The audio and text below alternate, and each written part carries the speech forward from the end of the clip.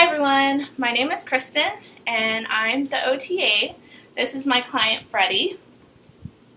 He had a right CVA which caused him left side hemiparesis. His family approached me and asked me to do a video of the different exercises to help him increase mobility in his shoulder. So we're going to be doing passive range of motion of his shoulder, elbow, wrist, and fingers. Freddie is in a seated position. Okay, let's get started. Good afternoon, Freddie. How are you today? Doing good. That's good. My name is Kristen, and I will be your OTA for today. All right. Today we're going to be working on some exercises to help increase some mobility in your shoulder. Is that okay? That's good. Okay. At any point in time you feel any discomfort or pain, please let me know. We can stop and we can take a break and start again. Okay. So for the first exercise, we're going to do flexion and extension of the shoulder. Flexion and extension of the shoulder. So flexion, bringing the arm up as high up as you can, and extension is bringing the arm back. Okay.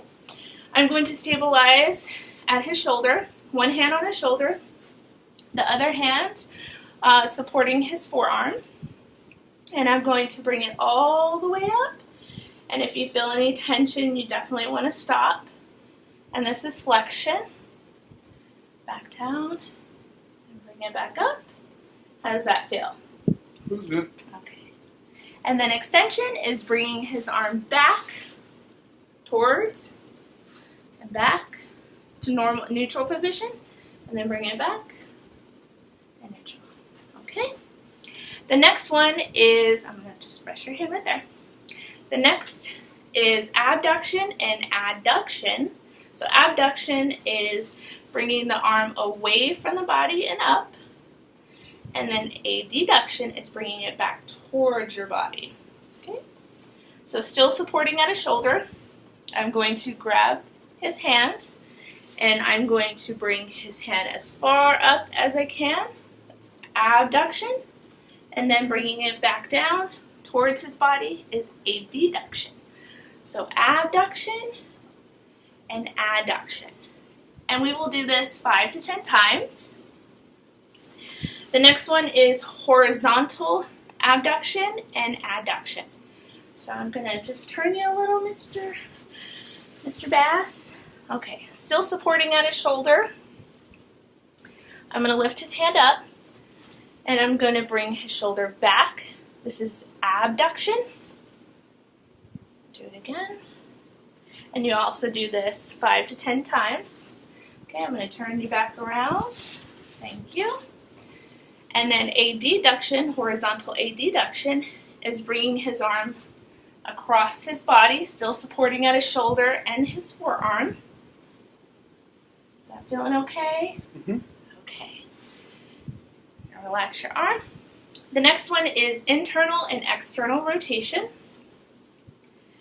So I'm going to bring his arm up as far high as I can. If he can't get his arm up to a 90-degree angle, I will show another way. Supporting at his elbow, we're doing internal and external rotation.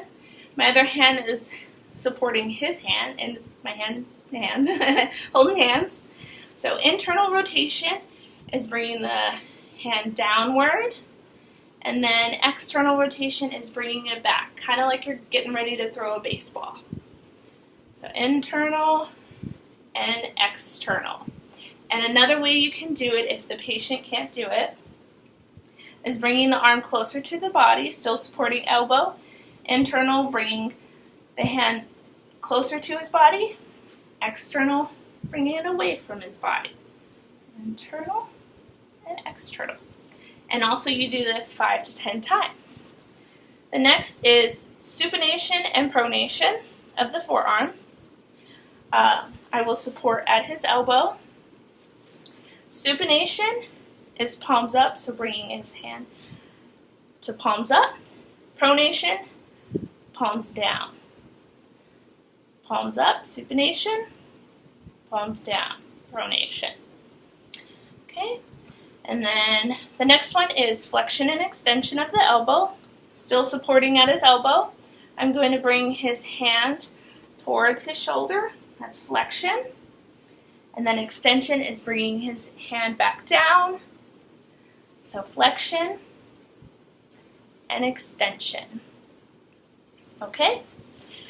The next one is flexion and extension of the wrist. So still supporting his forearm. You doing okay? Mm-hmm. Okay. So flexion and extension of the wrist is bringing the wrist downward, still supporting at the distal end of his radius and ulna. So flexion is bringing the hand downward, and extension is bringing the hand upward. So flexion, downward, extension, upward. Okay, and then for radial deviation and ulnar deviation is just bringing the thumb inward.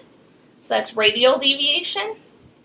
And then ulnar deviation is rotating the pinky, pointing the pinky outward.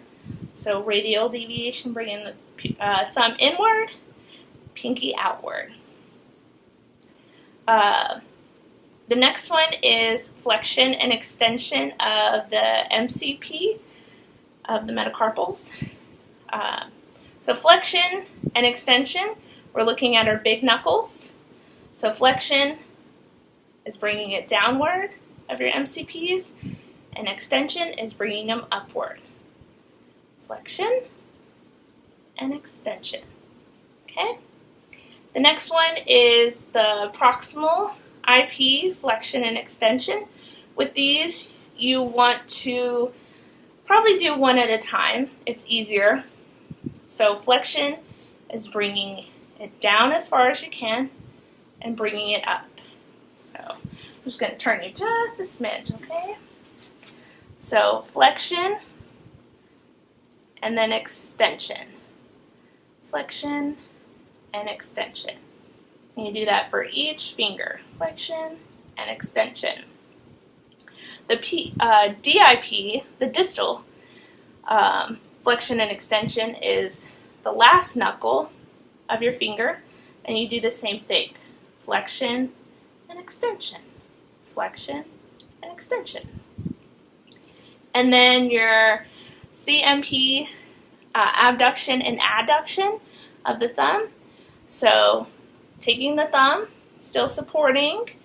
Abduction is bringing the thumb away from the other fingers, and adduction is bringing it back towards the other fingers. So abduction, adduction. And you do these 5 to 10 times. That completes passive range of motion. Bye.